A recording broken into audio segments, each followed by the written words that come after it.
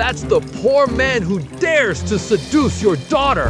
Yurim's father asked why she was spending time with me again, saying it would be best for us to stay apart. Then her mother arrived after hearing about what happened. Then her mother stepped forward, stopping them. She said I should be allowed to stay, at least for tonight, to prove myself. Nick smirked, agreeing I should remain only to embarrass myself before the crowd. Her father gave in, but warned me not to bring Yurim any shame or danger.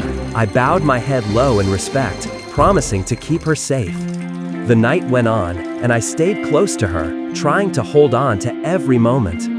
Walking beside her inside the grand hall felt unreal, like a dream I never wanted to end. Then the music stopped.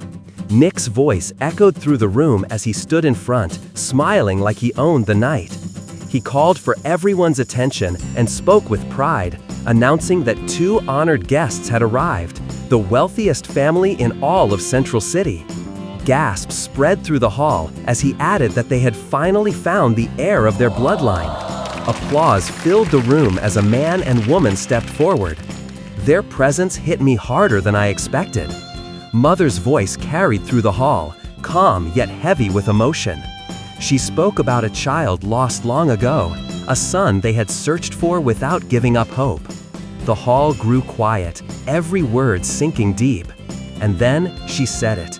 Their son was alive. He is here tonight, among the guests. My chest tightened, my pulse raced. I could feel all eyes waiting, the weight of her words pressing closer. Her gaze swept over the crowd. Our son is here tonight. Please welcome him. And he is no other than Yujin. Yes, she's my mother. Nick's face turned pale when he realized who I truly was, the heir of one of the richest families in Central City.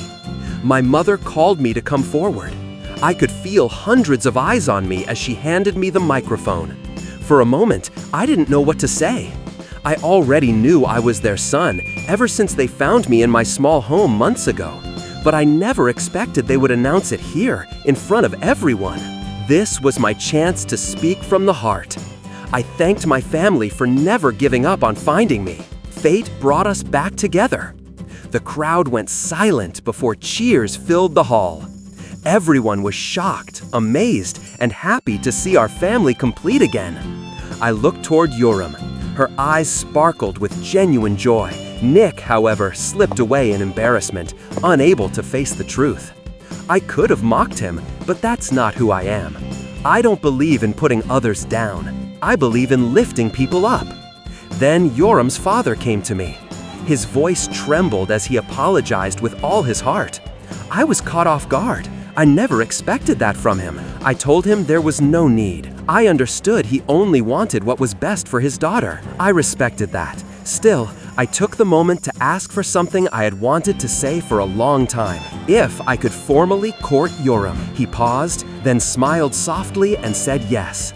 He promised not to stand in the way of whatever her heart decided. Yurim's mother approached next, apologizing as well. I simply smiled. There was no resentment left in me, only peace.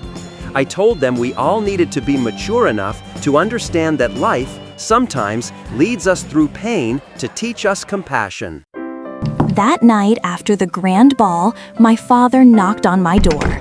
I told him to come in, and when he did, he looked serious, different from the man I used to know.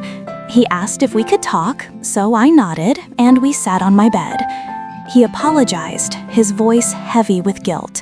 He said he was sorry for everything, for letting Nick almost ruin me, and for being blinded by money and pride. He told me he had learned from the bodyguards what really happened, how Nick tried to harass me during the ball, and how Yujin was the one who saved me before anyone else could move. Father admitted he only wanted what was best for me, but being too strict, too focused on power and status, made him forget what truly matters: my safety, my happiness, my choice. For the first time, I saw a different side of him. He pulled me into a hug, and I hugged him back tightly, a father who finally understood. A father who listened. I forgave him right then because I could see how sincere he was. My mother stood by the door, smiling through her tears as she watched us. It was a moment I'll never forget. Weeks passed, and life became brighter. Yujin bought a property and built the Golden Heart Foundation, a shelter for the poor in Central City. He gave jobs, food, and hope to people who needed it most. His kindness touched my heart deeply, and my parents, moved by what he was doing, donated funds to help expand the foundation. They visit us often, checking how things are growing. They're proud of what we've built, of who we've become. Even with our busy lives, we still find time for ourselves. Dates at the amusement park, laughter on the Ferris wheel, and quiet walks under the city lights. I can't wish for anything more. Together, we continue to give food and support to the needy, carrying on what Yujin started. I'm truly happy, and I'm so lucky to have him in my life. The hill was quiet, glowing under the silver moonlight. I sat beside the girl I've always loved. And tonight wasn't just another night. It was the night she became my official girlfriend. We sat on a picnic blanket, sharing a glass of wine, laughing softly as the wind brushed through the grass. We didn't need music or words. The silence was already perfect.